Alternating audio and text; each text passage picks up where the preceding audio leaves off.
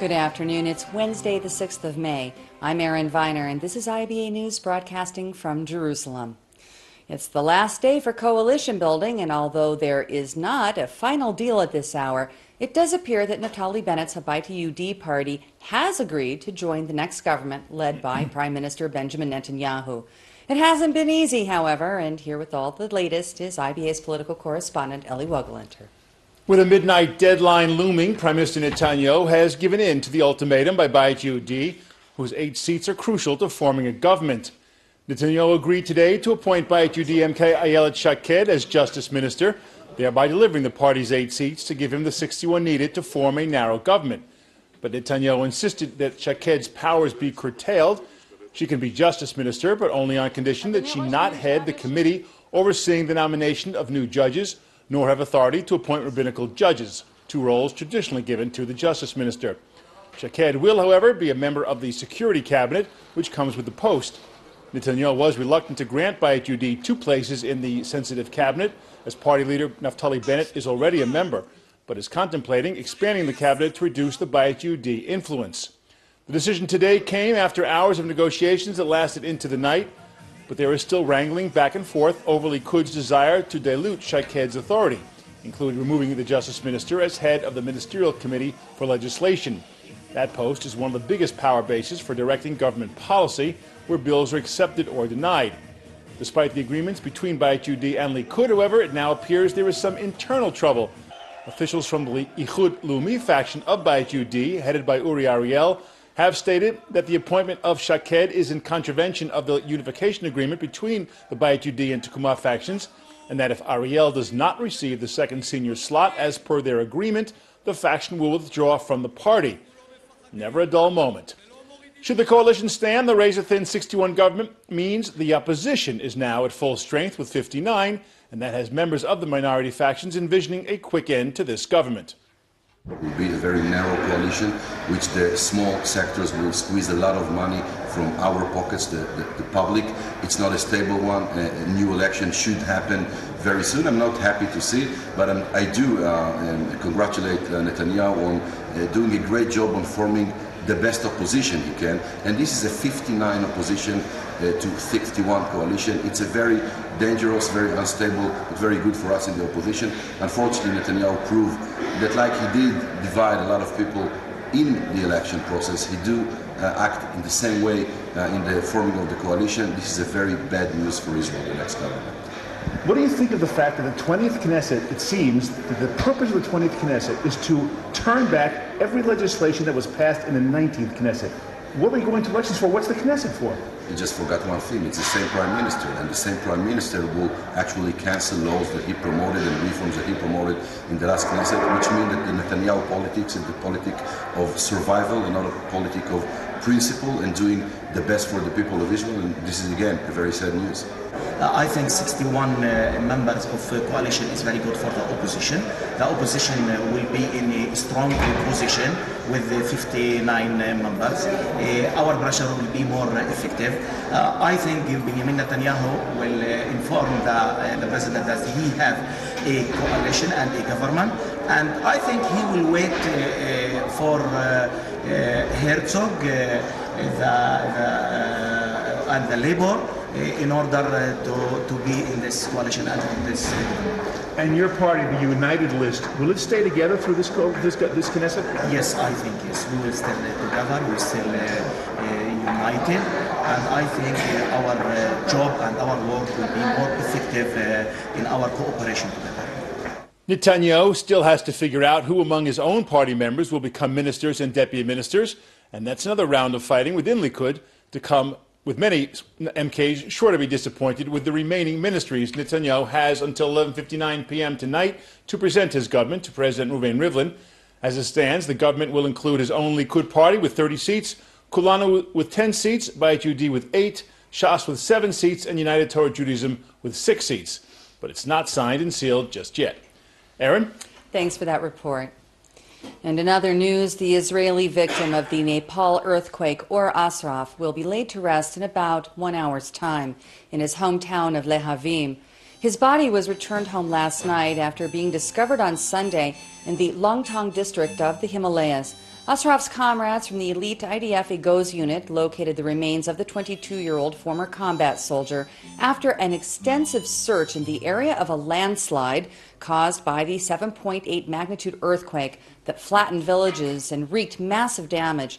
Ostrov's father, Patrick, and 9 Agos soldiers carried Orr's body across dangerous terrain to a nearby village, and the recovery team was eventually able to reach the Kathmandu airport and finally able to bring his body home. There are conflicting reports of a military strike in Sudan today. Officials in a North African nation are describing an apparent overnight attack on an ammunition warehouse targeted by unidentified planes, with Arab media sources citing eyewitnesses claiming that the jets were Israeli. A Sudanese military spokesman, however, is denying that any ground facilities were hit, but did confirm that anti-aircraft fire had been directed against an object in the sky and claimed that a drone had been shot down. There were also reportedly large secondary explosions as a consequence of the airstrike that took place across the Nile River near the capital of Khartoum. According to foreign reports, Israeli planes also targeted an ammunition warehouse storing weapons intended for the Hamas rulers of Gaza in July of last year. IDF officials have remained silent on both the previous and current reports. Israeli intelligence officials believe Syrian President Bashar al-Assad is confronted by threats and pressure from rebel forces that pose an increasingly serious challenge to his survival. The sources say that Assad is barely hanging on in the face of a successful offensive launched by opposition forces over the past few weeks, including their conquest of Idlib in northern Syria and steady advance toward the eastern suburbs of Damascus. A major battle in the Syrian civil war is underway along the frontier with Lebanon, where Assad's Hezbollah ally is concentrating thousands of fighters in the Kalamoun Mountains, which threatens supply lines between Syria and Lebanon. Last night, Hezbollah leader Sheikh Hassan Nasrallah announced that his forces plan to launch an attack inside Syria against al-Qaeda-linked insurgents from the Nusra Front in Kalamoun. Local media is speculating that such an assault could begin within days. Former Ma'ariv newspaper publisher Ofer Nimrodi is under investigation for money laundering and the commission of security violations in a case known as the Illusionist Affair involving attorney Ronell Fisher. According to police, Nimrodi sought information from law enforcement officials about the ongoing investigation against him. New information has also recently come to light implicating other well-known personalities, with allegedly paying bribes to police superintendent Iran Malka. Nimrodi was arrested and questioned under caution for many hours before being released to house arrest. The affair involves suspicions that illegal gambling money was laundered through the purchase of securities for the Israel Land Development Company. It would seem that the incoming government will have to contend with many urgent matters following the latest report from the state comptroller that slams nearly every sphere of governance for poor performance. We get more in this report from IBA's Dennis Zinn. Just a day after the Ethiopian immigrants rioted, State Comptroller Yosef Shapiro slammed the Prime Minister for not implementing the findings of the previous Comptroller report regarding the integration of the community. The report presented yesterday criticizes the government in almost every area of administration. It shows that the state of public housing is in disarray, that thousands of people who are eligible wait for decades to be allocated suitable homes. Conditions in state hospitals are below par and do not allow the medical staff to administer adequate treatment. Violence against minors is on the rise, and there's no organized service that treats youngsters who have been subjected to sexual or physical crimes. The report cites differences in the way kindergartens are operated in different communities around the country. For example, it shows a huge lack of facilities in Bedouin towns and villages. The Comptroller found that tens of thousands of tons of good food is destroyed each year due to kashrut laws. He said that the relevant authorities do not even consider the possibility of passing this food on to the hungry and needy. The list of government failures goes on, and while each Comptroller report makes the news on the day it's issued, this one, like all the others, will probably be relegated to the bookshelf and forgotten. Dennis Zinn, IBA News. Turning to the terror attack in Texas, and the administration of U.S. President Barack Obama says it's too early to tell if claims of responsibility from the Islamic State are valid. White House spokesman Josh Earnest said that the FBI and other intelligence agencies are investigating allegations of ties between ISIS and the 2 American Muslim assailants who were shot and killed during their attack on an event showcasing cartoons depicting the Muslim prophet Muhammad. After praising the swift professional work of local law enforcement officers in foiling the attack, Earnest cautioned against accepting boasts from radical groups at face value. We know that there are extremists around the globe, including some who are affiliated with ISIL, who are trying to capitalize on the opportunity that's presented by social media to try to communicate with individuals around the world, including inside the United States. In commemoration of the end of the Second World War, United Nations leaders and ambassadors held a symbolic tree planting ceremony on the grounds of UN headquarters in New York as the General Assembly convened indoors for a tribute to all the 80 million people estimated to have died during the global conflict. There is much distance still to travel until the seed sown 7 decades ago blossom into lives of dignity and peace for all. The end of the war will forever be inextricably linked to the creation of the United Nations, which was founded in part to prevent such catastrophes from happening again. We are gathered to mourn all those men, women and children who, soldiers and civilians alike, lost their lives as victims of the war. And we are also gathered so as never to forget the darkest hours of European history when totalitarianism, despotism, hatred, intolerance, racism, anti-Semitism and xenophobia led to a global conflagration that brought untold sorrow to mankind for the second time in one generation. But if we are truly to honor their sacrifice, we must do more than memorialize. We must constantly ask ourselves whether we are doing enough to defend the principles they fought for, enough to ensure the rights that they affirmed do not exist only on paper. Those principles are ridiculed by governments that gas and barrel bomb their own people and use starvation as a weapon of war, as the Assad regime continues to do. And they are weakened by regimes that hold 100,000 of their citizens in prison camps, working them to death and forcing children to watch their parents' executions, as is happening today in North Korea. History has taught us that Jewish lives can never be entrusted to another people or another nation. We must always be able to defend ourselves by ourselves. The State of Israel is the fulfillment of that promise. Never again will Jews be rounded up like cattle and marched to their death. Never again will the world think that Jews can be targeted without impunity. Mr. President, we know the evil that man is capable of, and we know that some things are worth fighting for. Freedom is worth fighting for. Equality is worth fighting for. Democracy is worth fighting for. 70 years ago, a generation of men and women sacrificed in war so that we could inherit freedom, equality, and democracy. We cannot allow these sacrifices to go in vain. With courage and conviction, we must now fight for the ideas for which they lived and died. The U.S. State Department hosted a reception in Washington to return 5 pieces of artwork stolen during World War II to their rightful owners or heirs.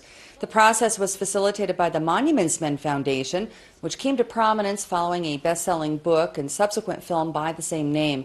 3 of the returned items were hidden in a potassium mine for safekeeping during the Third Reich, and later won in a poker game by an American soldier who then mailed them to the United States.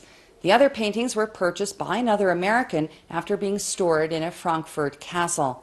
And meanwhile, another 17th century painting stolen by the Nazis from a prominent German Jewish family has been returned by New York state officials to the owner's daughter, who is the only relative of Dr. August Liebmann Mayer to have survived the Holocaust. She expressed her relief that 70 years after the Nazi reign of terror, justice has finally been served, and said that the painting is the only belonging that she has of her father, from whom she was separated in 1940, and he was murdered in Auschwitz 4 years later. The Portrait of Man is by an unknown artist and was recovered in part by the state's Department of Financial Services Holocaust Claims Processing Office, which has so far helped to return $171 million of assets to Holocaust victims or their relatives. These are the last prisoners of World War II. These items are lingering in German museums and they have to be returned, and we will continue to fight as much as we can until the last prisoner is brought home. In a way, every time we return one of these pieces of art, sort of keeps the memories alive and makes the history of what happened so alive. And I think that can also be a great thing for students as we're trying to remind our younger generations that this was something that happened and it didn't happen that long ago, and we have to make sure we remember it so it never happens again. Turning now to the 2016 presidential race in the United States, and former governor of Arkansas, Mike Huckabee, has kicked off his campaign for the Republican nomination. The former Baptist preacher is an outspoken supporter of Israel and a friend of the settlement movement who has visited the country on multiple occasions.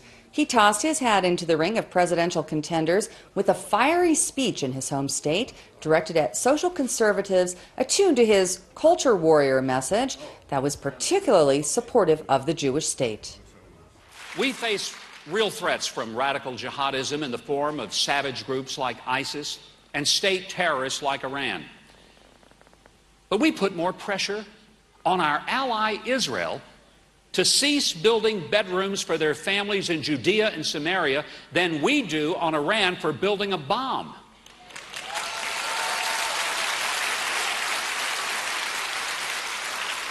Dealing with radicals who chant death to America and who fund bombs and rockets to murder civilians in Israel is nonsense. So when I hear our current president say he wants Christians to get off their high horse so we can make nice with radical jihadists, I wonder if he could watch a Western from the 50s and be able to figure out who the good guys and the bad guys really are. We will deal with jihadis just as we would deal with deadly snakes.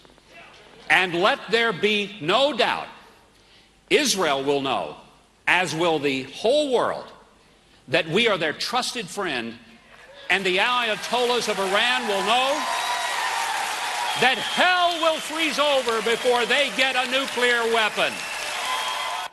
The local Christian community is gearing up for the canonization of two Arab nuns who lived and served in the Holy Land during the 19th century and are due to become the first modern-day saints from the cradle of the Bible.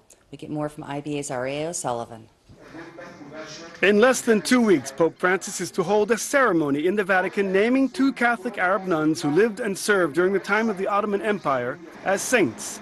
Jerusalem's Latin Patriarchate is hailing the rare event, saying that while hundreds of Christians from the Promised Land have been named saints over the millennia, these two nuns were the first since the Middle Ages and the first to be native Arabic speakers. The multiple-stage process for being named a saint is ancient and long, requiring not only a virtuous Christian life, witnessed by many, and having a great communion with God, it also requires miracles to have been performed through them. The two nuns are the Blessed Marie Alphonsine Gattas, who was born in Jerusalem, and Mariam Bawardi, who was born in a village in the Galilee, both in the 1840s and both founders of religious orders. Bawardi was a Greek Catholic nun active in establishing the Carmelite monasteries in India and Bethlehem, and through her intercession, a child with a heart disease was miraculously cured. She took the name of Mary of Jesus Crucified and died at the age of 33 in 1878. Her canonization was started in 1927. The second nun was Marine Alphonsine Gattas, who founded the Congregation of the Rosary Sisters, spending much of her long life in the Bethlehem area, establishing schools for girls and helping the poor. She is connected with the miraculous resurrection of a man who was electrocuted. When these people intercede, they intercede without segregation. If a saint practices segregation, he's not a saint. We are not saints because we segregate. But these people became saints because they loved all the people of the Holy Land. They served all the people of the Holy Land through schools, through many projects, without distinguishing between Christian and non-Christian. This is their greatness. When we give Nobel Prize for Peace to someone, it is because he doesn't segregate, because he defends the oppressed, because he defends people who don't speak his own language, not only his people. So this is the grandeur of holiness. People are for everyone. They are universal. Turning to the arts, and I would never fall victim to the pressure of Roger Waters and the BDS movement. That's the word from world-renowned singer, 5-time Grammy Award-winning artist Dionne Warwick, who said that she absolutely will perform in Tel Aviv on May 19th as scheduled. Reacting to news of R&B singer Lauryn Hill's cancellation of her own tour to Tel Aviv, Warwick said, "These political people have their views, but what I say is that art has no boundaries, and I always enjoy the wonderful audience that Israel brings out," adding that she loves the colorful people and the beautiful scenery in Israel.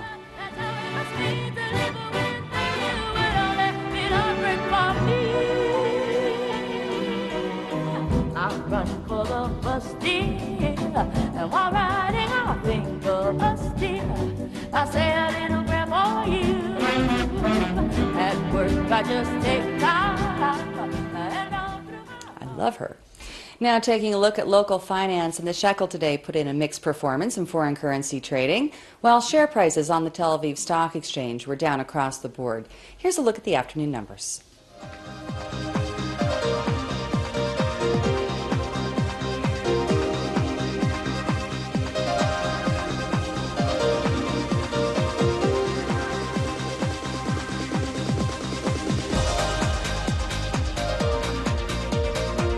Turning to the weather, and if you were happy today, you're going to love tomorrow, as we're not expecting any significant changes in the beautiful spring conditions. Here's the forecast at home and abroad over the next 24 hours.